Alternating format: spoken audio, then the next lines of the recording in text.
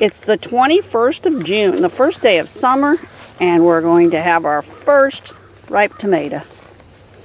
This particular one, let's see, this particular plant is, I believe it's a bush whopper, one that you could actually have planted in a container. I think that was what it was. I only tried one, but I wish I had more now. It's very prolific and obviously ripened early. So, and we're going to get one out. I can't wait to eat this. There's the first one. That's the first one. Yep. Oh boy, that's a beauty. Isn't nice size. it? Good See if I can slicer. get this other one out.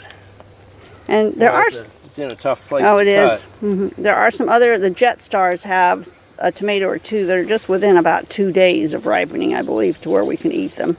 I was going to take a pocket knife and cut these, but it's in such a tough place I was afraid I'd stab the tomato when it went through, so I got our Felcos. Yeah.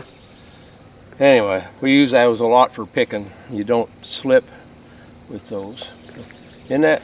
They are pretty. Aren't those beauties? Yeah.